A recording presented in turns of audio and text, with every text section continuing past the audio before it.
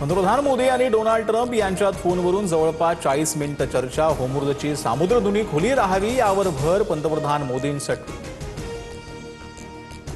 पाकिस्तानकडून इराण अमेरिकेला दुसऱ्यांदा चर्चेसाठी प्रस्ताव। तर पुढील 2 दिवसात इस्लामाबादमध्ये इराण अमेरिकेची शांतता चर्चा होणार, डोनाल्ड ट्रम्प यांची माहिती।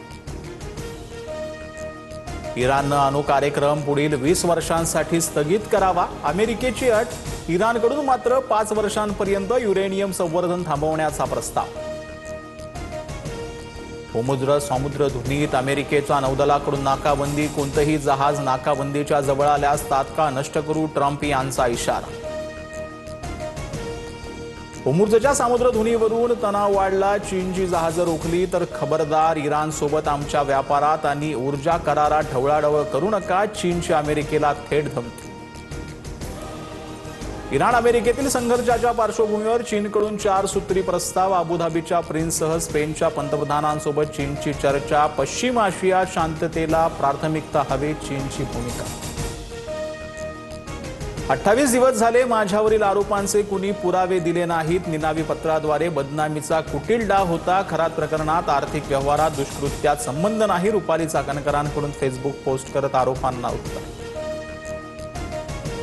खरात प्रकरणात अनेक सत्ताधाऱ्यांची नावं समोर येत आहेत। खरातचा एन्काउंटर करतील असं वाटतंय। काँग्रेस खासदार प्रणिती शिंदेंना शंका, तर काही पुरावे असल्यास चौकशी समितीकडे द्या, बावनकुळेंची प्रतिक्रिया। खरात प्रकरणात पोलीस आयजींचं कनेक्शन समोर। अंजली दमानी यांच्या व्हिडिओतून गंभीर आरोप। नाव ऐकून धक्का बसेल असे राजकारणीही त्यात सहभागी असल्याचा दावा। उद्या पत्रकार परिषदेत खुलासा करणार।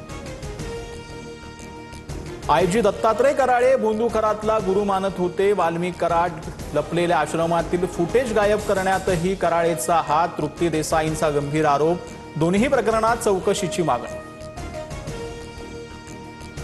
अमरावतीच्या परतवाडामध्ये प्रेमाच्या जाळ्यात अडकवून 180 महिलांचं लैंगिक शोषण केल्याचा आरोप। आतापर्यंत 2 आरोपी अटकेत। या प्रकरणात पोलिसांना 18 आक्षेपार्ह व्हिडिओ आणि 39 फोटो आढळले।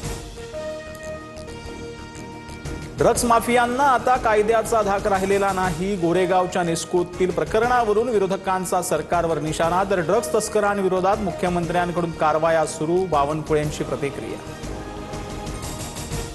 एकाच दिवशी 3 हत्येच्या घटनांनी मुंबई हादरली। दादर, खैरवारी, माटुंगा परिसरात 3 हत्या। कुठे पूर्ववैमनस्यातून तर कुठे गाडी पार्किंगच्या क्षुल्लक कारणावरून वाद विकोपाला।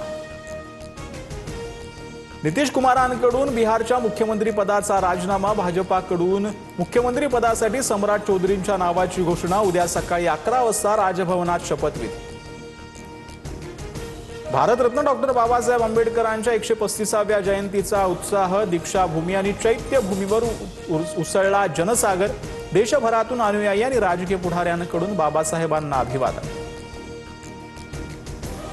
मराठी न येणाऱ्या रिक्षा आणि टॅक्सी चालकांचं लायसन्स रद्द होणार। राज्य सरकारचे आदेश। 1 मे पासून नियमाची अंमलबजावणी। तर सरकारच्या निर्णयाचं मनसेकडून स्वागत।